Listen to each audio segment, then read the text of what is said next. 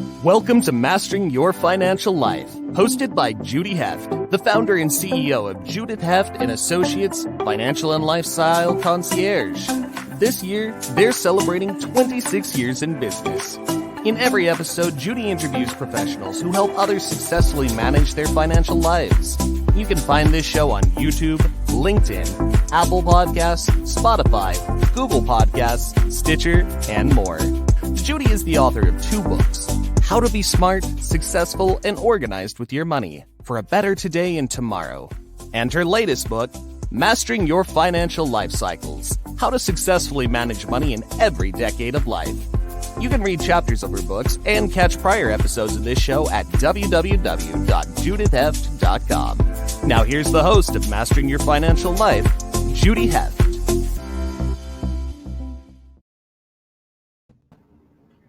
Hey everybody, welcome to our 11th episode of Mastering Your Financial Life. And I'm really excited today to have Melissa Fecak as my guest. Melissa is the founder of South Jersey Divorce Solutions, and she's a mediator and collaborative divorce attorney. And she's got over 20 years of experience working with different clients, and she's really worked hard to help her clients figure out a way to get divorced in a very nice, calm way without being combative. And it's not always easy. So I'm really excited to have Melissa here today so she can tell us a little bit about it. So, it's really great to have her. So Melissa, welcome. I'm really happy to have you here. You want to tell us a little bit about yourself too? Oh, absolutely. Thank you, Judy. So as you said, I've been practicing family law for over 22 years now. My first 10 years in my career, I was primarily a litigator, meaning I was mostly in court, battling things out. And what I learned during those years is that that's not really a great way for people to divorce. It's actually really terrible. You have a situation where families are allowing a judge who doesn't know them, doesn't know anything about their lives, making monumental decisions such as who has custody, who has parenting time when, where a child may be going to college, who gets the house. All these big decisions are being made by somebody who really isn't involved in that family's life. And I was very disillusioned and to the point where I almost thought about getting out of family law at all, completely, and thinking about a different career. And then I looked at what are the other ways that people can divorce. And that's when I got into mediation and collaborative divorce. And I found that these are ways that spouses can control and basically make their own decisions about how they're going to live the rest of their lives. And I found that that's just a better way, that parents tend to co-parent better when they divorce that way, that children tend to be happier because they're not dealing with all the tension and anger that goes on, that the satisfaction is better because, again, they're the ones that made the decisions. They're the ones that have decided what's going to happen with their financial future, their children's future. And also that it costs less money. That's another thing. That's a good point. Yeah, for the litigants, it costs them a heck of a lot less money. So if you're spending less, you're more satisfied. Why wouldn't you want to divorce that way? That makes so much sense. I have to say, my daughter was married for, I guess, about 9 or 10 years with 2 young children, and it wasn't working out. And they did a collaborative mediation type of divorce. And you know what? It's so interesting to me that they are so mature about it. They're really good friends, and it really helps to have the way they co-parent. They get along, and they didn't have to go through nasty court fights and custody problems. They really share everything beautifully, and I'm just so proud of them as a young couple of what they've been able to do to put their children first. And I think that's so important, and so many people don't do that. And I know that when I got my divorce, I definitely wasn't that mature. And my kids were older, so it was a little easier. They weren't living at home, but there was, a lot more attention going on. And I'm just proud of them. And I think it's a great way to do it. And so, yeah, thank you for offering that service. So, I'm always wondering, what's the difference between collaborative divorce and how is it different from the typical divorce? Typical divorce, I would assume, means more litigious. and that's really what most people do. They come in from two different sides and they have opposing attorneys. But, how do you explain a collaborative divorce and why is it better and different? Not to mention the financial part of it. Sure. So collaborative divorce is something that's newer. It's only been around for, I think, less than 30 years. It's similar to mediation in that it's an out-of-court process. It's also confidential. So I always tell clients, what happens there, it's like the Vegas sayings, what happens there stays there. You don't have to worry about your dirty laundry being put out there for everybody to see. And that's one of the downfalls of litigation is you're often in an open courtroom. So people can hear what happened during your marriage that maybe you don't want people to know. Yeah, that's a good point.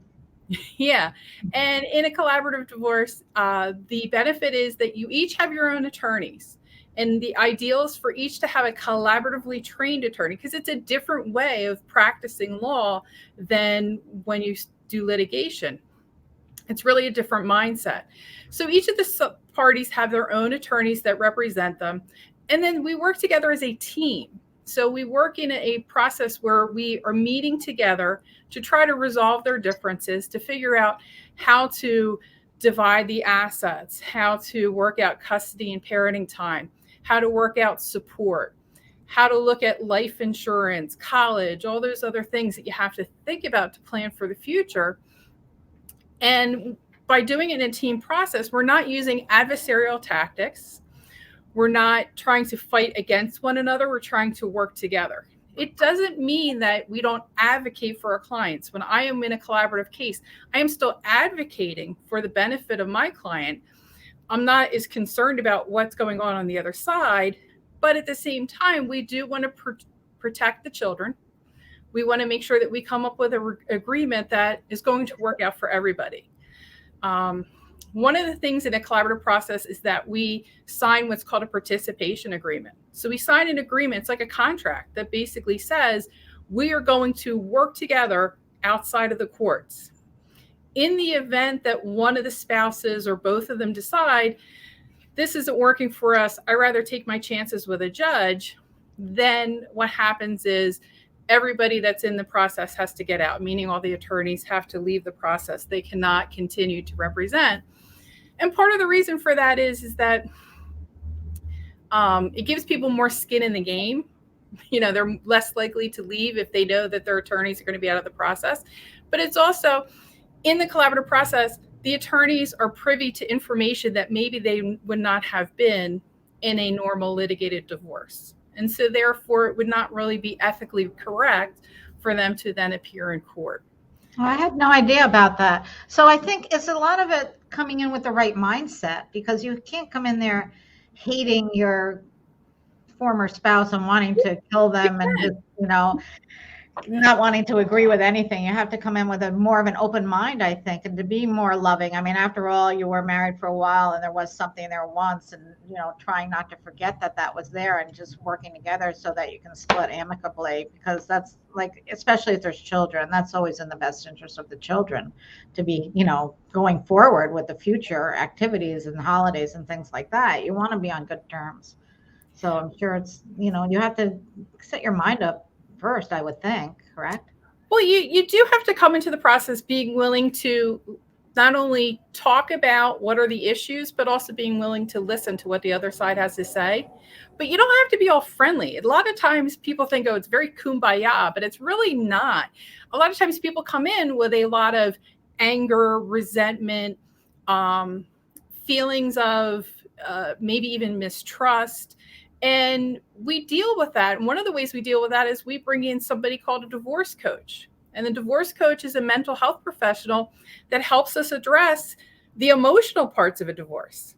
Because as attorneys, yes, we are kind of a counselor in some ways, but we're not trained to do that. So by having that mental health professional to deal with the emotional flare-ups that come up, that is a really great help to kind of put down some of those anger, some of those feelings, and get to really the heart of, well, how can we move forward in a very positive fashion to allow them to co-parent, Doesn't mean that every collaborative divorce people walk out as best friends. Sometimes that doesn't happen, but they can at least walk out feeling, okay, this was a process that I was able to successfully settle my marriage, resolve all the differences, divorce in a way that I wanted to divorce, have a say in how I divorced.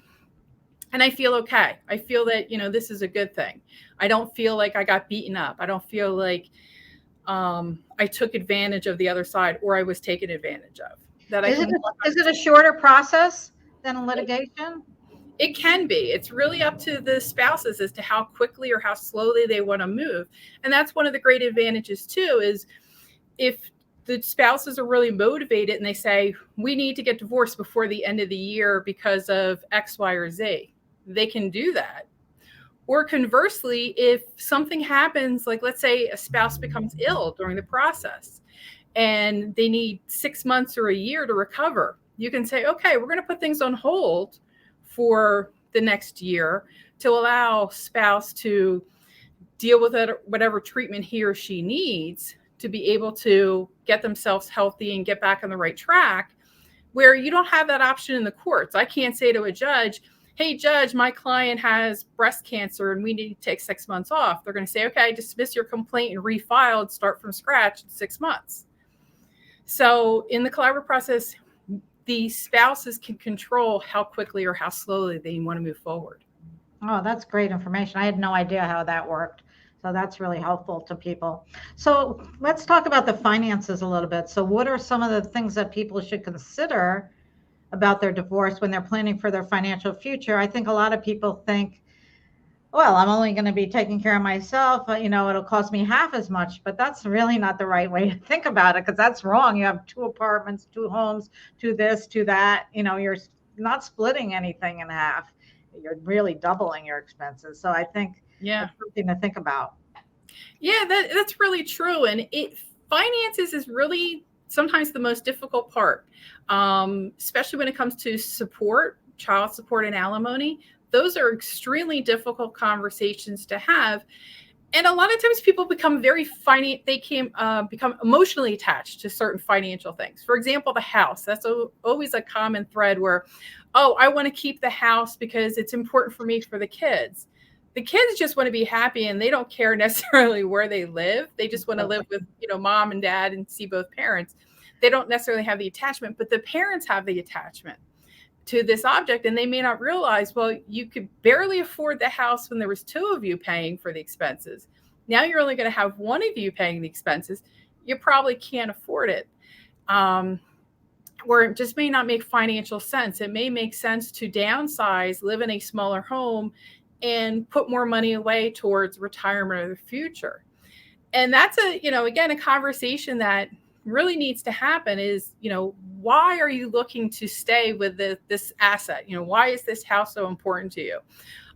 Sometimes with people, a pension is really, really important to them. They're willing to give up the farm to be able to keep their pension. And it's like, well, does that make financial sense? Because maybe you need to have more of cash now than have cash in the future. Because even if you have to give up a portion of your pension, you may have other assets that are going to be able to provide for your future. And so that's a big discussion. And that's one of the other great things about the collaborative process is we use financial professionals to come into the process, to actually sit down with the parties and go over these things. Because again, we're attorneys. We're not necessarily the best people to give financial advice. I always tell clients, like, if you have tax issues, go speak to your accountant, because they're going to be better able to tell you if you should divorce in 2022 or you should wait till 2023. If you have an asset like a retirement account, well, what's the better way to split that? Or maybe is it better to take a cash advance or whatever it is? Talk to your financial professional. They have a better understanding of how that works. And is it better to get more money out of the house or more money out of a retirement account? What's going to make more financial sense?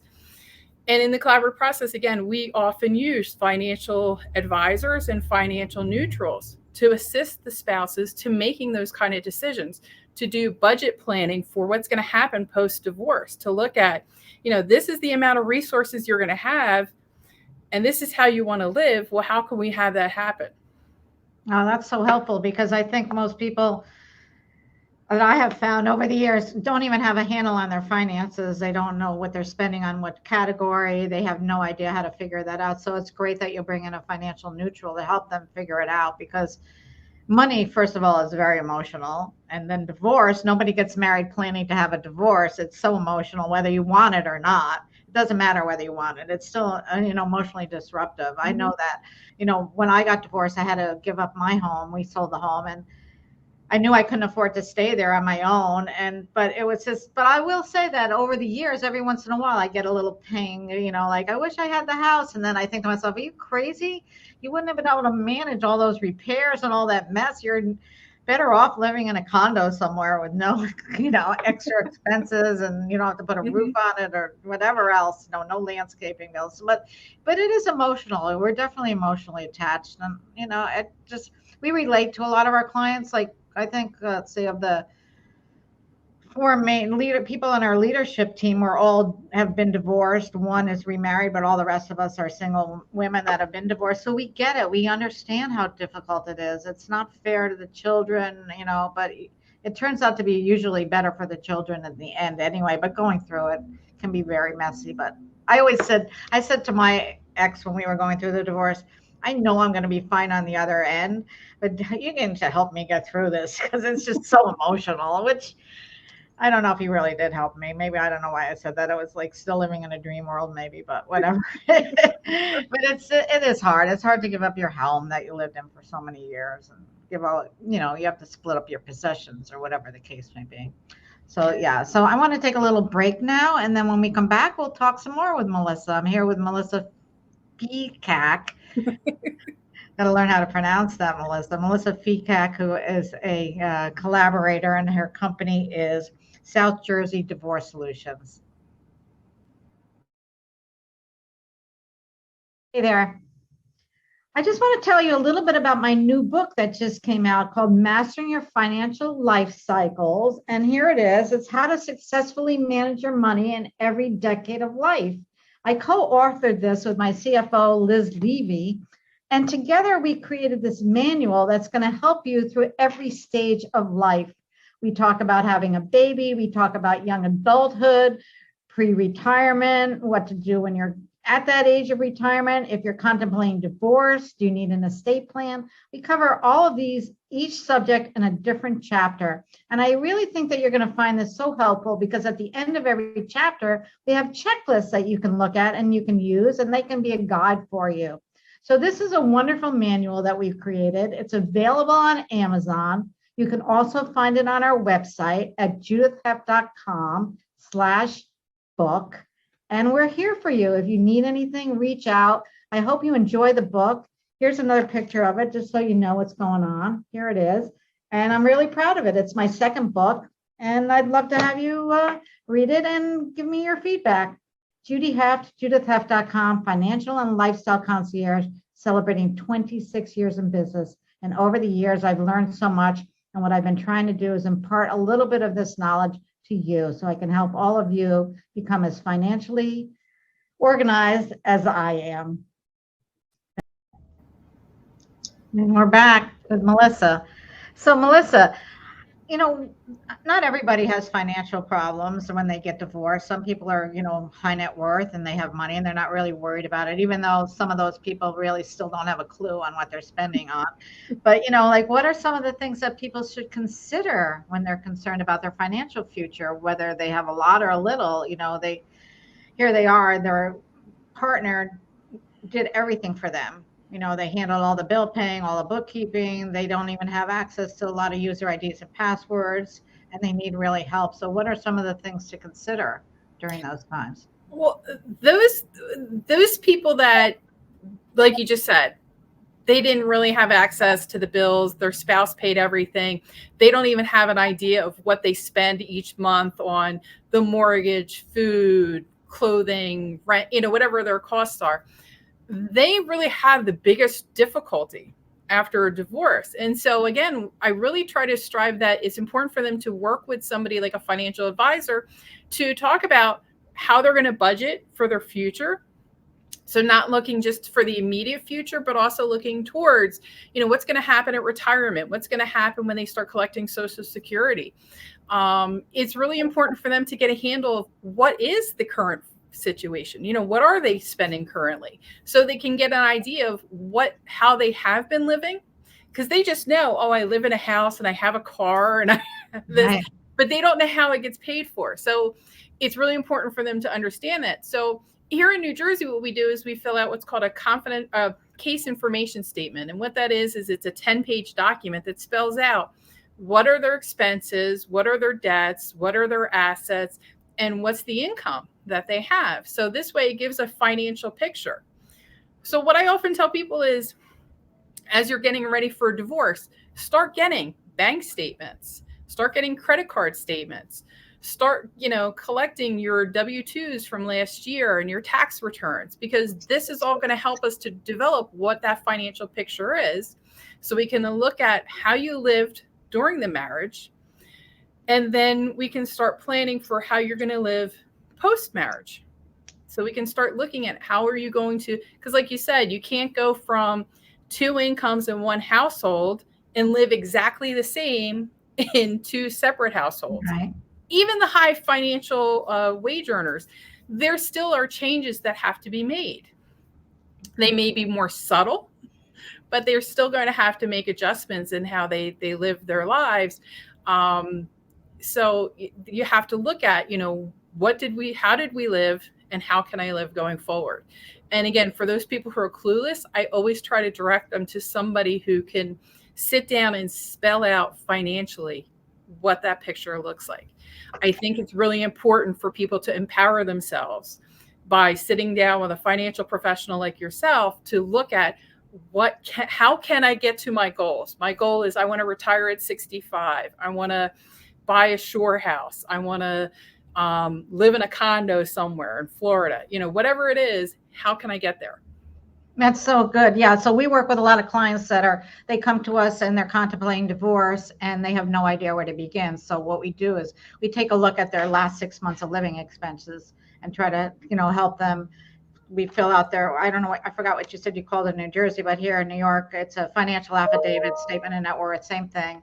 And they want to know all the details of what you're spending. So we help our clients fill that out. And then we sit down and we work with them. We help them figure out a spending plan going forward so they know what they need and what they have coming in and what's going out. It's really important to sit down with a professional and get that kind of help. I think it's great that you work with lots of different professionals when you're helping your clients through divorce, because like you said, you're not a therapist, you're not a CPA, you're an attorney. And I know I like to say that too. I'm not an attorney. I'm not a CPA. I'm not a therapist, although I do have to practice therapy sometimes with my clients because everybody needs a therapist once in a while. But anyway, so those are some of the things that we help with too. I think it's great.